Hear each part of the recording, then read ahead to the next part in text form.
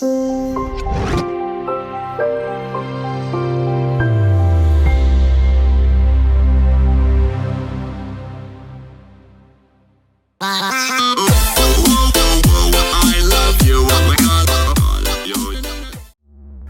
Escobar se declara perseguido político y así deja la seriedad y se convierte en comediante.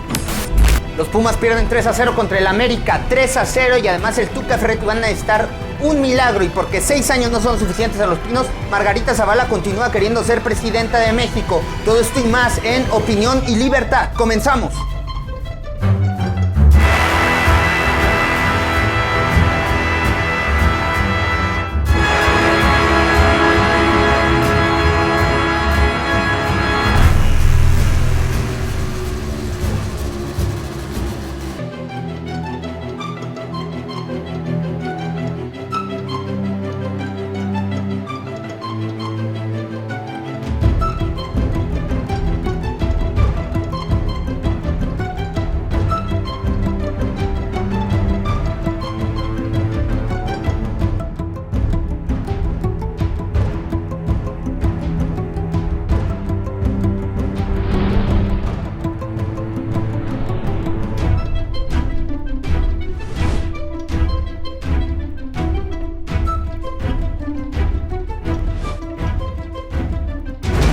Bienvenidas al capítulo 112 en Opinión y Libertad. Estamos a punto de finalizar esta larga temporada, la cuarta temporada en Uno por Uno. Yo estoy agradecido porque nos hayan acompañado y por haber recibido su preferencia a lo largo de todo este tiempo. Lástima que los Pumas hayan perdido 3-0. Esto solamente deja ver que pasaron de panzazo y que el partido con el América definitivamente mostró sus debilidades. Definitivamente el Tuca Ferretti se va a coronar campeón. Le gusta entrenar a los felinos y otra vez va a ser a uno de ellos campeón. Pero el tema de hoy es diferente a lo que empezamos a comentar en un principio. Tiene que ver con el derecho de las naciones para autodeterminarse, para alcanzar su propio devenir, para alcanzar su propio destino. Así se conforman las naciones, así se congregan las comunidades y forman un acuerdo que es base para el funcionamiento de un Estado que recopila los pensamientos, las ideas, la concordia de los intereses fundamentales de los pueblos, porque el pueblo es soberano y así se llegan a constituir las constituciones que regulan, que recogen las normas que van a venir a dar un buen funcionamiento a la armonía entre los distintos estados que pueden conformar a una república. Eso es lo que esperamos. Y uno de los personajes principales que se han dejado de lado en las enseñanzas, en las clases de historia, en el sistema educativo, sobre todo de Occidente, que se ha dejado de lado por estos problemas de luchas ideológicas entre comunismo y capitalismo, es el personaje de Ulyanov Lenin. Lenin es un tipo admirable, es uno de los grandes líderes que ha tenido el mundo y es un tipo al cual se le deben aprender muchísimas cosas, entre otras su gran capacidad de resistencia física y mental. Fue un tipo perseguido, fue un tipo exiliado, fue un tipo que no podía vivir en su patria y que dio su vida por constituir una república, por constituir la libertad de sus pueblos y de otorgarle derechos a los individuos, a la clase trabajadora, y de acabar con los privilegios de una clase aristócrata del zar que en ese momento vivía. Ulyanov Lenin era hijo de un padre que se dedicaba a la enseñanza, a la docencia matemática, es decir, tenían una vida acomodada, de clase media, no eran aristócratas. Su padre, les digo, se dedicaba a la docencia, y Lenin era un tipo realmente un genio, era un tipo brillante que le apasionaba mucho el estudio, el aprendizaje, pero tenía uno de sus hermanos mayores, era un terrorista, y le llegó a aventar bombas al zar ruso en aquellos momentos, fue perseguido y lo asesinaron las autoridades por este tipo de atentados y por dedicarse al terrorismo. Entonces eso fichó a la familia de Lenin como una familia peligrosa para el zar ruso. Así que los tuvieron en la mira, los tuvieron realmente bajo supervisión estricta de este aparato gubernamental que estaba bajo el liderazgo del zar. Y así Lenin tuvo muchos problemas para tener las mismas oportunidades que otros ciudadanos rusos. Marx nunca se hubiera imaginado que su teoría y que su movimiento se hubiera practicado o se hubiera alcanzado a realizar en Rusia. Nunca se lo hubiera imaginado.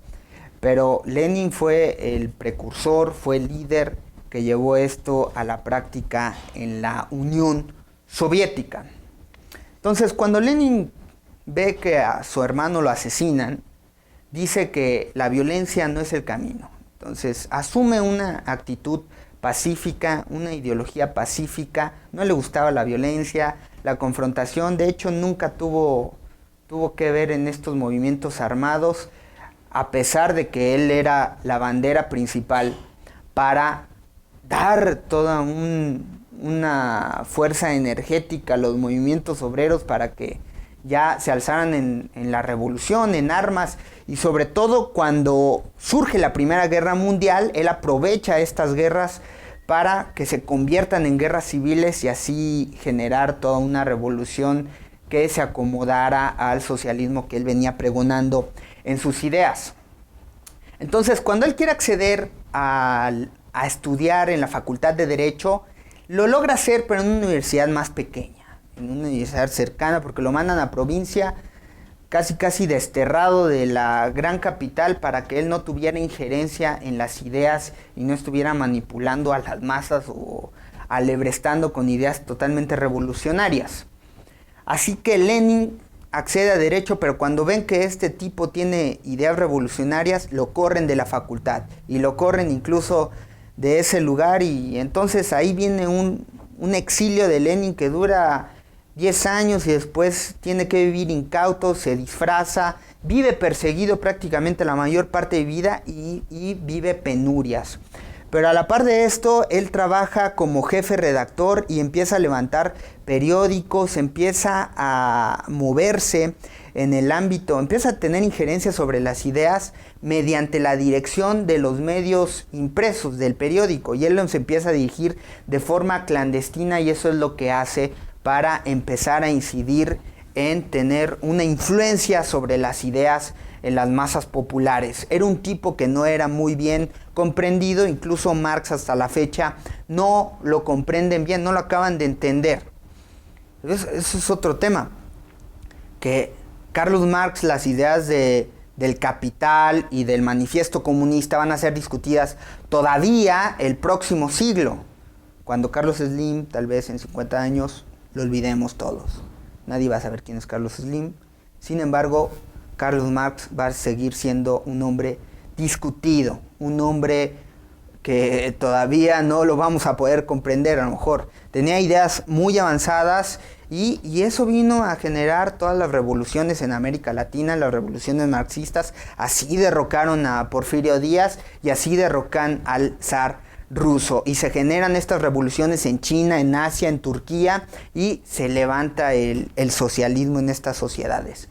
Entonces, el trabajo que hace Lenin en su ideología, en sus ideas, se denomina leninismo por esta aportación que hace al marxismo. Un tipo que se interesó mucho en las ideas de Marx, un tipo que las estudia, que las complementa y que fomenta más ideas para generar un contenido más amplio sobre lo que comenzó Marx, que más adelante platicaremos un poco también sobre su vida. Esa es la gran enseñanza de Lenin. Le obstaculizan el hecho de seguir estudiando Derecho, y él no se detiene ahí, sigue estudiando porque es un apasionado del aprendizaje, del entendimiento. Nunca tuvo lujos. Los únicos lujos que pudo haber llegado a tener en su vida fue los libros.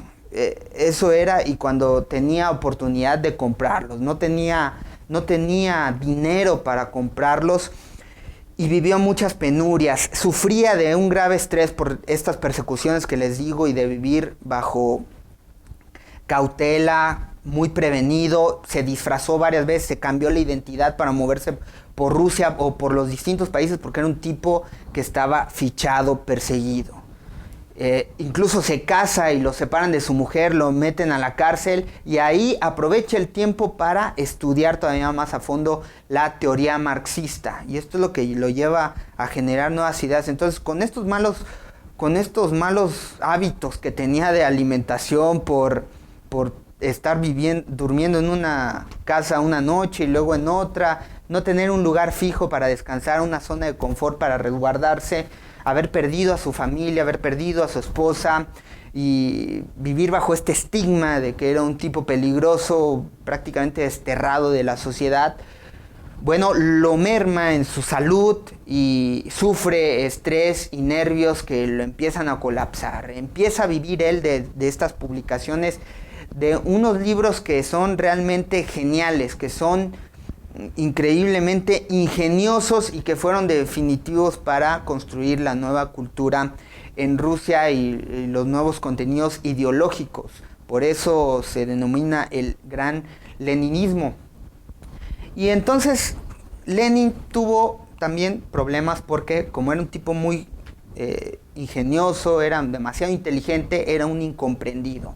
Entonces, muchas de las personas o de los ideólogos que platicaban con él no le llegaban a entender y entonces habían confrontaciones, habían situaciones ríspidas y habían rompimientos en los movimientos obreros. Entonces Lenin empezó a hacer su propio movimiento y empezó a capacitar obreros para que incidieran en el ámbito político, porque el zar tenía muchas presiones de la sociedad rusa y entonces empezó a tener acciones flexibles, empezó a ceder terreno en su autoritarismo y se generó el primer congreso parlamentario en Rusia, donde Lenin no estaba muy de acuerdo, pero lo vio como una oportunidad para que sus ideas empezaran a ser discutidas en ese recinto. Entonces empezó a capacitar obreros en el ámbito político y los empezó a meter en este ámbito para que empezaran a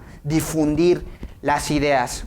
Y entonces viene una insurrección en 1905, luego viene la Revolución Rusa, se dispara todo y se genera la Gran Revolución, derrocan al zar ruso y Lenin no quería ser presidente de Rusia, de la Unión Soviética. Él quería ser más o menos un aparato, un observador crítico de cómo se ejercía el poder y cómo se estaban llevando a cabo estas ideas revolucionarias. Así es que Lenin entonces ya tenía una mayor injerencia y cuando se da la Revolución Rusa regresa como un gran héroe, como un gran ídolo y pone orden, porque no había orden en todos estos movimientos obreros y él pone orden en la situación y se vuelve el gran líder. Entonces, también, como era un tipo muy inteligente, las masas populares dijeron para que se le quite, y los revolucionarios dijeron para que se le quite, para que no empiece a criticar al que suba al poder, que él sea el presidente. Y entonces dijeron, tú vas a ser el líder. Y conformó un gabinete bastante histórico, porque estaba Trotsky en el gabinete, estaba también Stalin, que luego es el sucesor, pero que se aprovecha, y que el propio Lenin en una carta da la recomendación de que él no sea el sucesor porque ya le veía actitudes violentas y fuera de un marco normal para el ejercicio del poder, no lo veía adecuado al compañero Stalin. Y bueno, ya sabrán cómo fue la historia, ¿no? Este tipo se volvió loco. Pero Lenin siempre tenía un lema que decía: un paso adelante, dos pasos atrás. Así lo hizo toda su vida, era un lema que le funcionaba. Y cuando él asume el poder, los grandes imperios, Francia, Inglaterra, invaden Rusia porque no aceptan que esté fuera del sistema capitalista. Así que comienza una guerra civil y se denominan estos grupos de los países imperialistas los blancos. Pero el pueblo ruso respondió y los acabaron y los corrieron y así salvaron la Unión Soviética. y hicieron respetar a la comunidad internacional su derecho soberano para autodeterminarse y para alcanzar su propio devenir. Así que fue muy admirable. Incluso Lenin pierde mucho terreno, se lo cede porque es un chantaje que le hacen los países que estaban en la guerra mundial, a cambio de que le permitieran ejercer su socialismo. Entonces lo pierde, pero después lo recupera. Y al final de cuentas, Lenin toma un país que está totalmente devastado. Hay hambre, hay analfabetismo, está completamente destrozado por las guerras, por la guerra mundial, por esta invasión. Entonces hay pobreza, hay crisis alimentaria y tiene que generar un marco, una política económica mixta entre capitalismo y socialismo, y de esa manera logra levantar a la sociedad rusa. Muchos de sus detractores dicen que él fue un tipo que violentó los derechos humanos y demás situaciones, pero lo cierto es que Lenin era un tipo muy sensible. Si no lo hubiera sido así, no hubiera acatado estas normas. En primer lugar, no hubiera querido ser presidente de Rusia, porque él no lo quería, o sea, no tenía una ambición del poder por el poder, sino que estaba buscando la lucha de una construcción de una sociedad moderna, de una sociedad armónica, funcional, con oportunidades de libertad para todos, porque era un liberal. Lo que todos buscan en las grandes ideologías es alcanzar la felicidad de los pueblos, pero de formas más aterrizadas, más cuerdas, más allá de estar pretendiendo generar un paraíso aquí en la tierra. Sí se busca que la política funcione eso para generar esquemas de gestión pública para generar desarrollos de progreso. Pero con eso vamos a una pausa y ya regresamos para continuar platicando.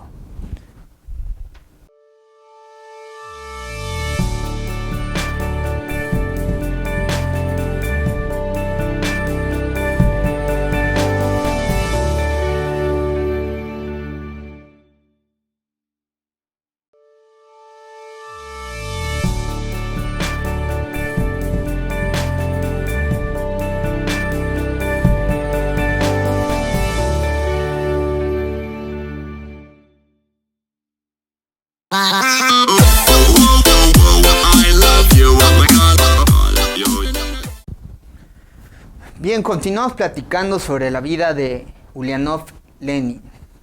Un personaje, le digo, fascinante, porque es uno de los grandes líderes, oradores de la historia mundial. Y no nos enseñan a apreciar la fortaleza física, espiritual, mental de este tipo, que con todo incluso tuvo autopsias después de su muerte para examinar su cerebro, porque no se podían explicar cómo este tipo era tan inteligente. Es una de las grandes mentes más brillantes que ha tenido la sociedad, el mundo, y esa ha sido una figura que le han hecho sombra, que no han querido que brille con la importancia que debe tener, porque no se acomoda a los intereses occidentales, porque es enemigo del capitalismo.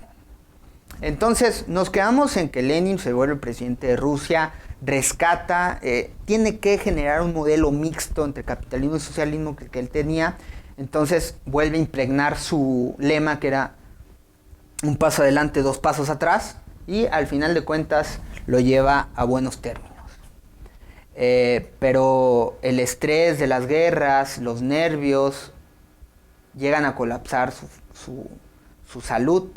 Y entonces tiene un atentado. Una mujer expresidiaria encerrada por el zar ruso fue liberada después por Lenin. Y esta mujer atenta contra Lenin y le da dos balazos, le da uno en el antebrazo y en el otro en el cuello. Y después de ese atentado, porque tuvo otros grandes más, tuvo más atentados Lenin, pero este último atentado fue el que acaba con su salud por completo. Este atentado lo lleva a colapsar prácticamente, ya no puede resistir su cuerpo. Y eso también le sucedió porque Lenin no quería tener guaruras a su cargo, no quería estar protegido. Era un tipo libre y no no le gustaban este tipo de cosas tan protocolarias o a lo mejor paranoicas del ejercicio del poder, y al final de cuentas pues libera a esta mujer lo agrede y entonces cae y empieza a perder sus facultades motrices mentales. Ya no puede leer, ya no puede escribir, y el gran genio que era Lenin se pierde. Ya no puede hablar, leer, escribir. Ya no puede moverse y acaba en una silla de ruedas esperando su muerte, que lo alcanza, ¿sí? Pierde la vida a los 54 años, y fíjense, a los 54 años, y deja un legado histórico, todavía una de las mentes que son estudiadas, que son analizadas, que son cuestionadas, que siguen influyendo en el debate de las ideas, porque las ideas de Marx y de Lenin siguen confrontando una historia que es la historia de la lucha de las clases sociales. La lucha que vienen además a tener transmutaciones en su ejercicio, que siguen siendo lo mismo que teníamos antes, como los señores feudales, el esclavismo, pero que va teniendo variantes, va teniendo transformaciones en el ejercicio de la sociedad. Lenin decía que el imperialismo es la fase final del capitalismo. Dice que en el imperialismo hay una concentración de la producción y el monopolio, se genera un monopolio. Y hay un creciente papel de los bancos, ensambladura del capital financiero con el industrial y creación de una oligarquía financiera. Hay exportación de capital y hay un reparto del mundo entre las grandes potencias. Estos puntos están fuera de la realidad, no se enmarcan en el cuadro que estamos viendo hoy. Con eso vamos a una pausa y regresamos.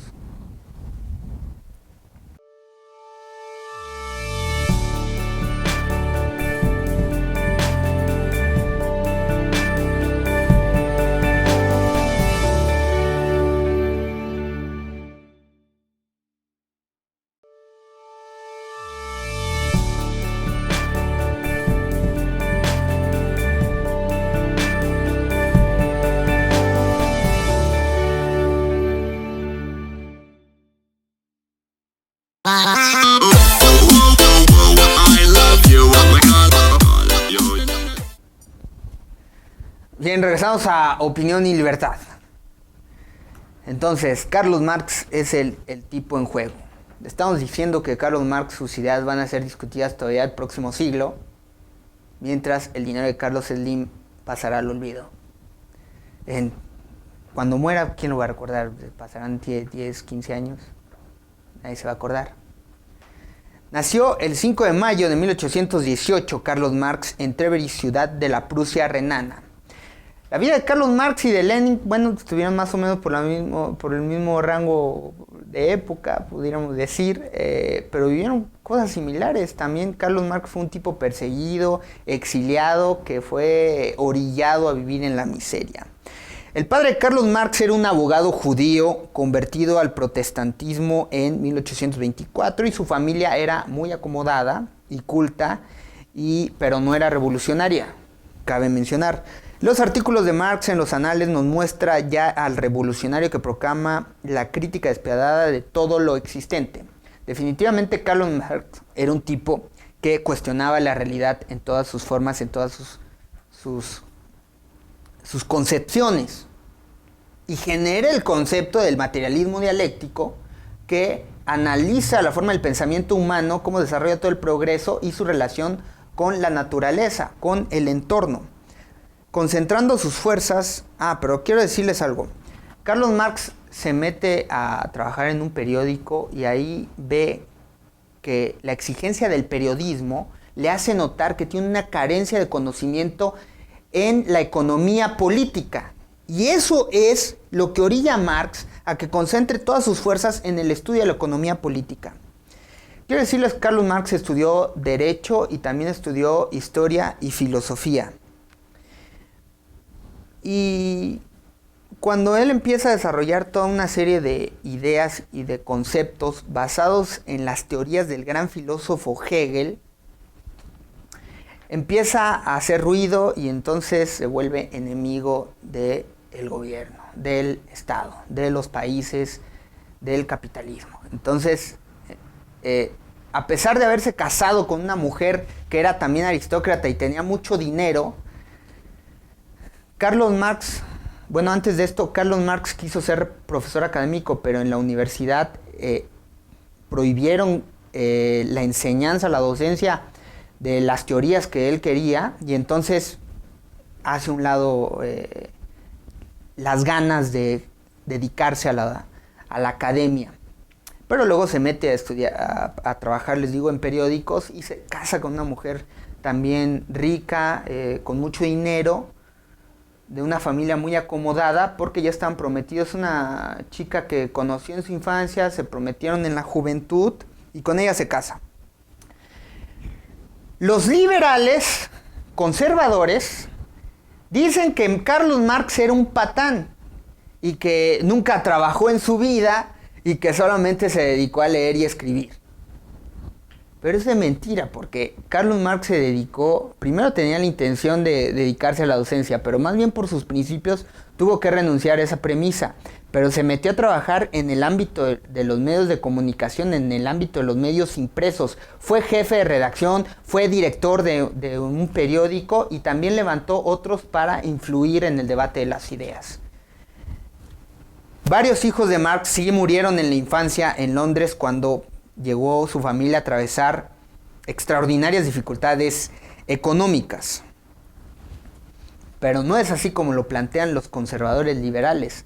Carlos Marx era un tipo muy sensible, y por eso se lograron ceder varios de los derechos, de los cuales, no sé, a lo mejor sí hay problemas, no sé, pero no tendríamos vacaciones, no tendríamos derechos, prestaciones ni nada, si no fuera a causa de la lucha y de la pugna de Carlos Marx, que sí trabajó, que sí se preocupó definitivamente, pero que se orilló porque lo corrieron de Bélgica, lo corrieron de Bruselas, lo corrieron de múltiples capitales de los países, de París lo corrieron hasta que se orilló a quedarse en Londres, y fue la oveja negra del mundo de allá de Europa, porque tenía estas ideas revolucionarias contradictorias al sistema. ¿Y quién le iba a dar trabajo? Lo orillaron a tener miseria, y vivió de las dádivas de su gran amigo Engels. Incluso iba a quedar interrumpido el gran manuscrito del Capital, porque Carlos Marx vivía en una miseria terrible, profunda, acabó con sus hijos, acabó con su mujer, y luego él tuvo que sufrir toda una serie de embates que al final de cuentas tuvo que sacar una voluntad de no sé dónde para acabar con este manuscrito. Y bueno, y gracias también a la ayuda de su amigo Engels, podemos hoy disfrutar del Capital, del cual muchos tampoco lo entienden, porque estas ideas de hacer respetar el desarrollo de tu soberanía, impidiendo el imperialismo, impidiendo la incidencia de los demás países, no son entendidas por los grandes dirigentes del mundo, como del Corea del Norte con Kim Jong-un, bueno, ahorita, con sus bombas atómicas, o con Hugo Chávez, ¿no? Se vuelven las ovejas negras del mundo, se vuelven los enemigos porque coartan libertades, porque coartan una serie de cosas que atentan contra la propia autodeterminación del individuo. Pero hay que poner las cosas en su justo contexto, y que también los dirigentes, si se van a aventurar a defender una de estas ideas, lo hagan con el debido respeto y con la debida docencia y deber de estudiar meticulosamente todos los conceptos y las ideas desarrolladas en los textos que fundamentan la construcción de las sociedades. Así que con esto vamos a una pausa y regresamos para continuar el programa.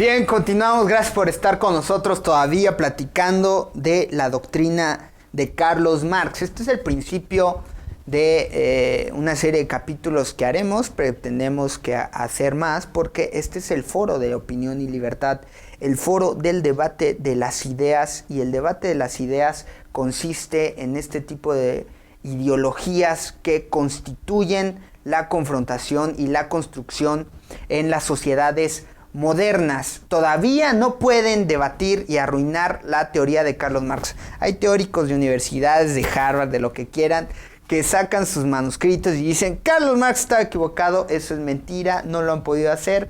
¿Dónde están los nombres de esos teóricos? En el olvido, en la penuria. Nadie sabe quiénes son. Nadie enuncia su nombre como a Carlos Marx. Carlos Marx, que fundó la doctrina marxista, que consiste fundamentalmente en un sistema de ideas. Marx es el continuador y consumador genial de las tres grandes corrientes espirituales del siglo XIX, que tuvieron por cuna a los tres países más avanzados de la humanidad: la filosofía clásica alemana, la economía política clásica inglesa y el socialismo francés, unido a las ideas revolucionarias francesas en general. Y de esto viene el materialismo filosófico, que consiste en saber que la unidad del mundo no consiste en su ser. La unidad real del mundo consiste en su materialidad, que tiene su prueba en el largo y penoso desarrollo de la filosofía y las ciencias naturales. El movimiento es la forma de existencia de la materia. A esto se refiere el materialismo dialéctico. El mismo hombre no es más que un producto de la naturaleza que se ha formado y desarrollado en su ambiente y con ella. Así hemos hablado todos estos programas de cómo el entorno influye en nuestro pensamiento y en nuestro actuar. ¿Por dónde llegamos a la conclusión lógica por sí misma de que los productos del cerebro humano, que en última instancia no son tampoco más que productos naturales, no se contradicen, sino que se armonizan en la concatenación general de la naturaleza? Y a todo esto, Federico Engels decía: el gran problema cardinal de toda filosofía, especialmente de la moderna, es el problema de la relación entre el pensar y el ser, entre el espíritu y la naturaleza. Y aquí vienen las preguntas claves para que desarrolles tu filosofía y para que te acomodes a la ideología que tú consideres, y así generas tus propios principios que van a dar paso a que te desarrolles una personalidad y que busques entonces ejercer en la sociedad con acciones de tal o cual naturaleza. ¿Qué es lo primero? ¿El espíritu o la naturaleza? Los filósofos se dividían en dos grandes campos según la contestación que deseen a esta pregunta. ¿Qué es lo primero? ¿El espíritu o la naturaleza? Los que afirmaban con anterioridad que era el espíritu frente a la naturaleza, los que por tanto admitían en última instancia una creación del mundo, de cualquier clase que fuera, se agrupaban en el campo del idealismo, de los idealistas. Carlos Marx no estaba de acuerdo con esa premisa, quiero decirles. Los demás, aquellos para los cuales sí la naturaleza era lo primero, ellos formaban parte de las escuelas del materialismo. Marx estaba de acuerdo con esta segunda premisa. Marx rechaza enérgicamente no solo el idealismo aliado siempre de un modo u otro a la religión, sino a la doctrina de Hume y Kant. Por lo que les decía en el principio que él se basaba su teoría fundacional en las ideas del filósofo Hegel. Y en particular conviene hacer presente de un modo especial la concepción de Marx acerca de la relación entre libertad y necesidad. Para Carlos Marx, la necesidad solo es ciega mientras no se le comprende. La libertad no es otra cosa que el conocimiento de la necesidad. ¿Tenemos claro cuál es la necesidad? ¿Cómo podemos ejercer la libertad si no es una necesidad ante nuestras vidas? La naturaleza se mueve por cauces dialécticos y no por cauces metafísicos. Por eso estaba totalmente en desacuerdo con la religión. Porque para él, la naturaleza era el movimiento práctico de las cosas y no una situación del alma, de lo intangible. Para la filosofía dialéctica no existe nada definitivo, absoluto, consagrado. No existe Dios. La dialéctica es, según Marx, la ciencia de las leyes generales del movimiento tanto del mundo exterior como del pensamiento humano. Y así generó el materialismo dialéctico, es prácticamente la teoría del conocimiento, de la nociología. Y son los hombres los que hacen su propia historia, decía Marx. ¿Pero qué determina los móviles de estos hombres? Y más exactamente las masas humanas. ¿A qué se deben los choques de las ideas y de las aspiraciones contradictorias? ¿Cuáles son las condiciones objetivas de producción de la vida material que forman la base de toda la actuación histórica de los hombres? ¿Cuál es la ley que preside el desenvolvimiento de estas condiciones? En nuestra sociedad, en el occidente, a todas estas preguntas se responde con el término del capital, el principal incentivo motriz para que nos desarrollemos y no desenvolvamos. Es una lucha de clases. Todo el mundo sabe que en cualquier sociedad las aspiraciones de unos chocan abiertamente con las aspiraciones de los otros. Que la vida social está llena de contradicciones, que la historia nos muestra la lucha entre pueblos y sociedades en su propio seno, la guerra, sino también que se produce una sucesión de periodos de revolución y reacción, de paz y de guerras, de estancamiento y de rápido progreso o decadencia, hombres libres y esclavos, hombres plebeyos, señores y siervos, maestros y oficiales. Toda lucha de clases es una lucha política. Lo comenzamos diciendo este programa, que toda lucha económica también se fundamenta en una lucha política, que es la lucha de clases. Vamos a una pausa y regresamos.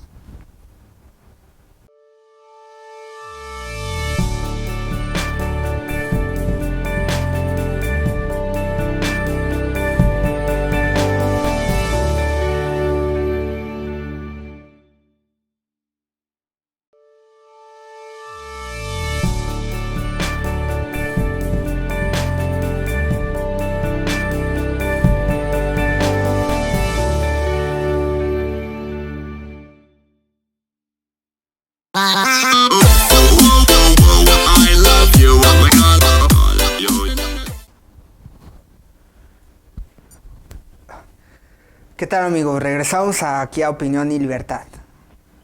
Ha sido lamentable para mí que a veces colegas que se dedican al periodismo y luego son comprados por partidos políticos, cuando uno ejerce el periodismo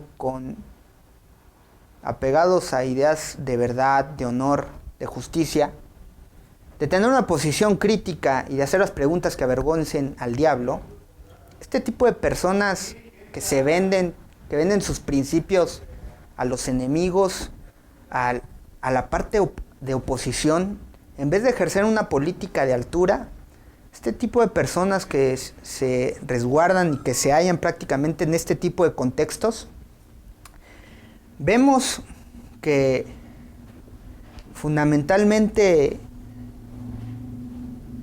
dan vergüenza, o sea, y uno lo lamenta escuchar este tipo de enunciamientos de que uno hace preguntas incómodas o que uno lee supuestamente con agresividad, cuando lo único que queremos es encontrar las motivaciones y la justificación del actuar de aquellos que dicen pregonar una bandera, una ideología y ciertos principios para generar políticas públicas. Y también ha sido lamentable que me he encontrado a mi paso ciudadanos que llegan a decir que la labor de uno se apega a ideales de izquierda. Y eso me llama mucho la atención, porque en vez de estar visualizando el trabajo de uno con aspectos apegados a la verdad, a la justicia, sin ningún tipo de recompensa más que la de encontrar la situación más factible que nos dé certidumbre de que un hombre está actuando apegado a derecho, dicen que uno pretende abanderar o apegarse a la izquierda. Yo les quiero decir que ser de izquierda para mí toda la vida ha sido en la premisa que dice Ortega y Gasset, el gran filósofo José Ortega y Gasset. Dice que de ser de izquierda como ser de derecha es una de las infinitas formas que tiene el hombre para ser un estúpido, porque ambas, en efecto, son formas de hemiplegia moral. Corta este pedazo y difúndelo, porque no puede ser que haya personas que, oye, tú eres de izquierda, ¿no? No, o sea, seríamos totalmente inconcebibles para estar buscando el conocimiento y las teorías que fundamenten la libertad y el actuar humano. Es una hemiplegia moral. Por eso nunca me ha gustado a mí tratar estos fundamentos o estas ideas de izquierda o de derecha. Lamentablemente así se han postrado los partidos políticos y el debate de las ideas, pero el Partido Revolucionario Institucional, por ejemplo, en vez de ser revolucionario, es completamente contradictorio. No se apega a los principios de una revolución. Emanaron de una revolución marxista. ¿Defienden los intereses marxistas o defienden los intereses del imperialismo, del capitalismo? Son totalmente capitalistas. Decía, partido del capitalismo neoliberal. No ha habido partido más cambiante, más contradictorio, que se apega a veces a un lado, a veces a otro, en las distintas ideas que el Partido Revolucionario Institucional. Han sido gobiernos marxistas, han sido de ideas revolucionarias, han sido nacionalistas, han sido liberales, han sido conservadores, han sido después neoliberales y nunca se definen por una corriente u otra. Siempre se pegan y se van moviendo de un lado a otro según su conveniencia. Pero el fundamento que constituyó este tipo de partido hegemónico en nuestro país no lo respetan. A su vez, comenzamos platicando en este programa del derecho que tienen los pueblos para autodeterminarse, para alcanzar su propio destino, porque los hombres son los únicos que pueden construir su propio destino. Y en ese sentido, un ejemplo, no muy académico tal vez, pero Corea del Norte anuncia que posee una bomba de hidrógeno. Este país asiático ha alcanzado un nivel alto en desarrollo tecnológico. El líder de Corea del Norte, Kim Jong-un, ha mencionado por primera vez que posee una bomba de hidrógeno. Informó la agencia estatal de noticias KCNA. Aunque expertos dudan que eso sea factible y que sea verdad. Pero Kim Jong-un dice que en pro de defender la soberanía y la dignidad de su nación, este líder de 32 años, tiene 32 años, y la verdad es que ha generado un desarrollo tecnológico sin precedentes en su país para defender que haya incidencia por parte de los Estados Unidos. Yo les he dicho que la lucha, la guerra es una nueva forma de hacer política. Ha reafirmado en varias ocasiones este líder que en Corea del Norte se poseen armas nucleares y que este recurso es el principal pilar de su defensa para contrarrestar unos supuestos planes de invasión del país por parte de Estados Unidos. Y dicen que esta bomba de hidrógeno es un explosivo que se puede multiplicar por millares la potencia de un misil nuclear común, como aquellos lanzados en las ciudades de Hiroshima y Nagasaki en 1945. Les he dicho que toda lucha económica necesariamente se transforma en una lucha política y se deben vivir una y otra en una lucha de clase del proletariado. Y el primer objetivo semejante de esa lucha debe ser la conquista de la libertad política. Pero no se debe confundir dictadura con democracia. Hay guerras y guerra, y la guerra es la continuación de la política por otros medios. Toda guerra va unida al régimen político del cual surge. La política es en parte la respuesta necesaria a los retos de la vida cotidiana. Sin embargo, aquí ha estado perpetrada por la corrupción y... Para los moralistas, la vida política es una rama de la ética o filosofía moral, por lo que no es raro dentro de este grupo de pensadores haya miembros filósofos. Los moralistas argumentan que la política debe enfocarse al logro de propósitos importantes y que los acuerdos políticos deben proteger valores como la justicia, la fraternidad o la autodeterminación de los pueblos. Ahí está un ejemplo. Vamos a una pausa y regresamos para cerrar el programa.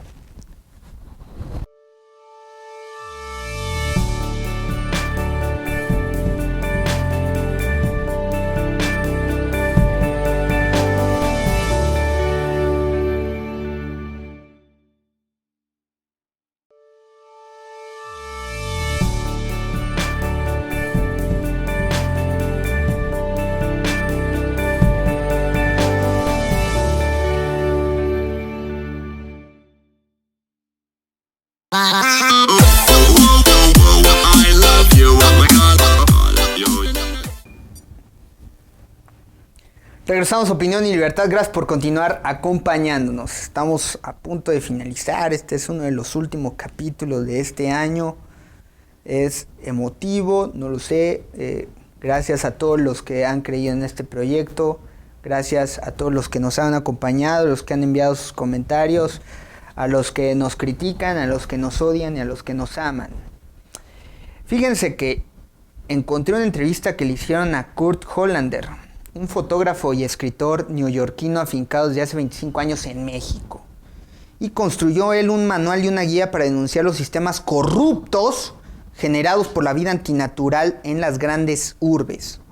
Dice Kurt Hollander que nos está matando la violencia, el azúcar, el agua y la grasa. Dice Kurt Hollander, en una megalópolis como la Ciudad de México, fíjense, esto lo dijo el 11 de diciembre, en una megalópolis como la Ciudad de México, una de las 10 ciudades más transitadas en el mundo, quiero que sepan, los seres humanos ya no mueren por causas naturales, afirmó. Las urbes son verdaderos monstruos repletos de parásitos, ácaros e infecciones. Y sacó un libro, Kurt Hollander, donde habla de esto. Se titula Formas de morir en México y fue editado por Trilce. Y aquí describe varias situaciones extremas en que la muerte asalta de manera sigilosa la vida de los capitalinos y paralelamente narra la intensa enfermedad que padeció el autor luego de un desafortunado viaje a Perú. Se trata de una especie de manual decimonónico ilustrado con fotografías y gráficos y desarrollado a partir de 4 ejes: aire, agua, alimento y alcohol, seleccionados por su directa relación con las principales enfermedades de los capitalinos, enfermedades cardiovasculares, gástricas y hepáticas. Nos estamos muriendo de las tripas. Junto a estos tópicos se enmarca el proceso histórico y social de la muerte en México, las prácticas médicas en la actualidad, los cultos religiosos en torno a la muerte y los tediosos trámites que se deben superar tras un fallecimiento. Hay un problema, ya incluso está el tema de quitar la pensión del ISSSTE, han cerrado muchas tiendas del ISSSTE, se acabó esta gran cultura de los pensionados, del acceso a los alimentos básicos, ya todo es privatizar. Y bueno, sí hay fundamentos porque la masa del gravamen o la masa de los contribuyentes ya no pueden subsidiar toda esta serie de pagos a una gran cantidad de ciudadanos que no contribuyen y que se mantienen en la pobreza por medidas asistencialistas que así los tuvieron muchísimo tiempo, en vez de generar desarrollo, de generar progreso, de generar empoderamiento. Porque lo cierto es que todos somos seres creadores. Aquellos que están en el camino de crear, de desarrollar sus competencias, de innovar, de siempre reinventar su personalidad, la forma en la que se desarrollan, la visión que tienen del mundo, estarse desarrollando y creando en los ámbitos artísticos, en la música, en la pintura, en los aspectos audiovisuales, etc. Pues yo creo que están en un camino correcto. Y bueno, aquí Kurt Hollander habla del aire contaminado. Es una teoría también del miedo. Le preguntan, pensaba que si su libro en cierto modo es una manera de esbozar una teoría del miedo. Dice, bueno, hay varios elementos de paranoia y eso lo viví durante mucho tiempo en México. Era como una especie de llaga abierta que me daba mucho miedo el contexto de una ciudad llena de parásitos y de peligros. Las situaciones que narras en el libro, Hollander, tienen el carácter falta de lo intransformable. Dice Hollander, yo soy pesimista, no sé si por mi edad o por ser de Nueva York. También Nueva York lo pintan como una ciudad maravillosa, pero realmente aquellos que viven en Nueva York dicen que es ciertamente brutal. Además es carísimo, dicen que ni a los criminales les alcanza para vivir ahí. sobre todo en lo que concierne, dice Hollander, en la vida de las ciudades. Ahora hay como una especie de limpieza de imagen o incluso dicen que están limpiando el aire. Por cierto, este tema de estar multando a los automóviles de la gente clase común y corriente que vivimos todos los días en las ciudades comprando nuestro Tsuru, nuestro Chevy, nuestro Jetta, y que dicen no tiene la verificación, váyalo al verificentro, que obviamente está amafiado con el gobierno como una nueva medida de recaudación de impuestos, porque así le envían a un contribuyente, le envían a que genere el negocio del verificentro y de ahí sale una partida para el gobierno, pues totalmente una mafia. Porque ¿quiénes son realmente los que contaminan? Las grandes corporaciones. ¿Por qué no multan a las grandes compañías, las industrias que están aquí en la región, que contaminan los ríos, que echan sus desechos? Ustedes saben cuáles son. ¿Se ven inmensas, grandes? No, van sobre el contribuyente pequeño, sobre el ciudadano común y corriente. Entonces es una completa hipocresía. Y entonces está diciendo que Hollander dice que ellos dicen que están limpiando el aire. Pero hay tantas personas, tantos coches, tanta industria que no sé cómo van a lograr esa limpieza. Y también me acuerdo de Greenpeace le dijo al presidente Enrique Peña Nieto, presidente, mejor no vaya a la cumbre del combate al cambio climático. ¿Por qué? Porque Enrique Peña Nieto va supuestamente a pugnar un liderazgo y ejercer políticas públicas para combatir el cambio climático. Pero al interior, en nuestro país, hay un movimiento que él preside y del cual está a favor de los grandes industriales que están en favor de hacer el fracking, de destruir la corteza terrestre para alcanzar los hidrocarburos y generar gas natural y generar supuestamente precios competitivos en este tipo de industria. Entonces es un doble discurso, es la doble moral y también como lo que hizo Felipe Calderón. ¿Qué hemos hecho con las ciudades? Son verdaderos laboratorios de enfermedades, formas además de maltratarnos, le preguntan a Hollander. Dice que los no lugares como los Starbucks o los Oxxo resultan territorios de uniformidad, donde no suele respirar porque los reconoce como una especie de albergues. Por eso dice Hollander que le tiene miedo a la Ciudad de México. Por eso mismo es tan peligroso y duro que ha generado una cultura formidable de la que se enamoró cuando llegó ahí a los 25 años. Dice que se trata de una cultura milenaria con una riqueza que data de hace mucho tiempo. Dice que él salió corriendo de Nueva York porque se había vuelto una ciudad nada interesante y ya no producía nada. Y cuando era joven, Nueva York era una gran productora cultural. Dice que la comida mexicana tradicional tiene mucha armonía y contrariamente a la comida procesada que rompe esa armonía. Y por otro lado, me encontré también un artículo que dice que le van a salir canas y se va a enfermar y el sector salud no podrá atenderlo, advierten. Hay un tema también de la vejez del pueblo mexicano, donde el sistema de la salud pública ya no va a poder enfrentar todas estas enfermedades de las que hemos estado hablando, cardiovasculares, gástricas, etcétera, y además mentales. Se han elevado los niveles de suicidio y tenemos una sociedad ciertamente enferma de la cual se tiene que hacer cargo pues, las políticas públicas. No está funcionando el desarrollo del progreso de la humanidad. Dicen que vamos por buen camino, no lo sé. Lo cierto es que hay un imperialismo, consumimos las mismas marcas, los mismos vestidos, está concentrado todo en los grandes monopolios. Y ahí están los temas del día de hoy. Me parece que se nos ha acabado el tiempo. Y les quiero invitar a que nos sigan en nuestras cuentas de redes sociales. Mi nombre es Eric Javier Huerta Sánchez. Esto fue todo por mi parte en este nuevo capítulo en Opinión y Libertad, ya casi finalizando la cuarta temporada. Le agradezco mucho su sintonía y nos vamos a ver pronto, espero.